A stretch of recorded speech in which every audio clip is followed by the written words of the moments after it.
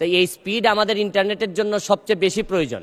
এই স্পিড বাড়ানোর জন্য নেক্সট কি কার্যক্রম এবং স্পিড না থাকার কারণে মাননীয় মন্ত্রী আপনারা আমাদের যে ফোন অপারেটর যাদের ফোন সিম আমরা ব্যবহার করি তারা বিভিন্ন ধরনের এমবি বিভিন্নভাবে কেটে নেয়। এই অভিযোগগুলো আপনি জানেন। এইগুলা আমরা এন্ড ইউজার তারা ফোন কোম্পানির সাথে আমরা কুলায় উঠতে পারি না।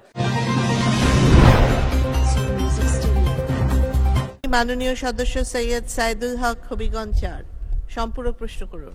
মাননীয় স্পিকার, মাননীয় মন্ত্রীর কাছে আমার একটি প্রশ্ন হচ্ছে কি যে আমরা ডিজিটাল বাংলাদেশে অনেক দূরে গিয়েছি। আমরা ইন্টারনেট স্পিডে আপনারা ১৪২টি দেশের মধ্যে গত বছর ১২৬তম ছিলাম। এরপরে আমরা আরও ডেভেলপ করে ১১১তে সম্ভবত আসছি। তো এই স্পিড আমাদের ইন্টারনেটের জন্য সবচেয়ে বেশি প্রয়োজন। এই স্পিড বাড়ানোর জন্য নেক্সট কি কার্যক্রম এবং স্পিড না থাকার কারণে মাননীয় মন্ত্রী আপনারা আমাদের যে ফোন অপারেটর যাদের ফোন সিম আমরা ব্যবহার করি তারা বিভিন্ন ধরনের এমবি বিভিন্নভাবে কেটে নেয়। এই অভিযোগগুলো আপনি জানেন। এইগুলা আমরা এন্ড ইউজার তারা ফোন কোম্পানির সাথে আমরা কুলায় উঠতে পারি না। আপনি জানেন যে এই ধরনের কোনো প্রতারণা হইলে আমরা জিডিও করতে পারি না। এই ব্যাপারে আমরা আপনারা সরকার থেকে আমাদেরকে প্রোটেকশন দেওয়ার জন্য আপনাদের কোনো এক্সপার্ট প্যানেল আছে কিনা এটা একটু জানতে চাই মাননীয় মন্ত্রী। ধন্যবাদ। ধন্যবাদ মাননীয় সদস্য। মাননীয় মন্ত্রী। ধন্যবাদ মাননীয় স্পিকার, মাননীয় সংসদ সদস্য মহোদয় ৩টি বিষয়ের অবতারণা করেছেন, খুব গুরুত্বপূর্ণ। প্রথমত হচ্ছে যে আমাদের ইন্টারনেটের স্পিড।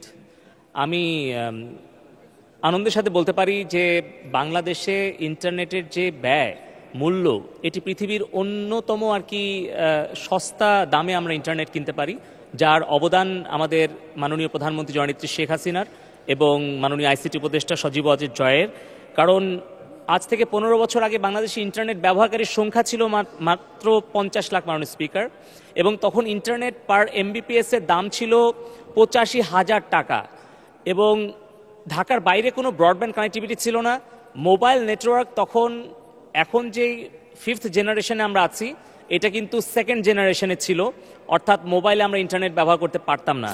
সেইখান থেকে কিন্তু এখন ইন্টারনেট আমরা পার এমবিপিএস ৫০ টাকায় নামিয়ে আনতে পেরেছি, এবং বাংলাদেশি ইন্টারনেট ব্যবহারকারীর সংখ্যা ১৩ কোটিতে উন্নীত করতে পেরেছি, এবং ঢাকা থেকে বিভাগ, জেলা, উপজেলা হয়ে এখন ইউনিয়ন, এমনকি আপনি যদি প্রত্যন্ত চর কিংবা দ্বীপ কিংবা পাহাড় যেখানেই যান, বাংলাদেশের ৯৮% ভূখণ্ড এখন 4th জেনারেশন মোবাইল নেটওয়ার্ক আওতায় এসছে। এখন ১৯ কোটি সিম ব্যবহারকারী। কিন্তু এই যে মোবাইল ফোনের যে বিপ্লব, ইন্টারনেট ব্যবহারের যে বিপ্লব, এটি কিন্তু সম্ভব হয়েছে মাননীয় প্রধানমন্ত্রী জননেত্রী শেখ হাসিনার দূরদর্শী নেতৃত্বের ফলে। ২০০৮ সালে যখন ডিজিটাল বাংলাদেশের ঘোষণা দেওয়া হয়, তখন কিন্তু এই মোবাইল ব্যবহারকারীর সংখ্যা, ইন্টারনেট ব্যবহারকারীর সংখ্যা অত্যন্ত নগণ্য ছিল। সেখান থেকে আমরা এসেছি, এবং ১৯৯৮ সালে যখন মাননীয় প্রধানমন্ত্রী মোবাইলের মনোপলি ভেঙে দিয়ে 4টি কোম্পানিকে উনি লাইসেন্স প্রদান করেন, তার ফলেই কিন্তু আজকে আমরা এই মোবাইলের সম্প্রসারণ এবং সাধারণ দরিদ্র মানুষের কাছে স্বল্প মূল্যে মোবাইল ফোন এবং ইন্টারনেট পৌঁছে দিতে পেরেছি। দ্বিতীয় যে অংশটি হচ্ছে যে আমরা গতকালকেই আমাদের বাংলাদেশ টেলিযোগাযোগ নিয়ন্ত্রণ কমিশনের উদ্যোগে আমরা একটি গণশুনানির আয়োজন করেছিলাম, যেখানে ফিজিক্যাল এবং ডিজিটাল মাধ্যমে ৩,০০০ জন প্রশ্ন জমা দিয়েছিলেন। ৩ ঘন্টা ব্যাপী আমরা শুনানি করেছি। সেখানে আমরা এই মোবাইল নেটওয়ার্ক অপারেটরদেরকে, ইন্টারনেট সার্ভিস প্রোভাইডারদেরকে আমরা কিন্তু জবাবদিহিতার কাতারে এনেছি, সরাসরি গ্রাহকদের প্রশ্নের সম্মুখীন করেছি এবং আমরা সমাধানের পথও দিয়েছি।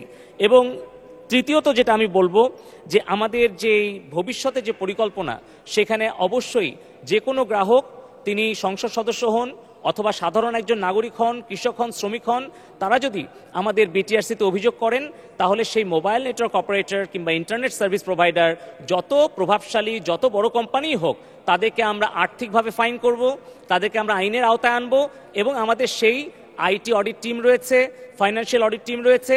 আমরা সেই জবাবদিহিতা নিশ্চিত করছি বলেই আমাদের বিটিআরসি থেকে কিন্তু ৭৩,০০০ কোটি টাকা আমরা আমাদের রাজস্ব খাতে জমা দিতে পেরেছি। ধন্যবাদ মাননীয় স্পিকার। ধন্যবাদ মাননীয় মন্ত্রী।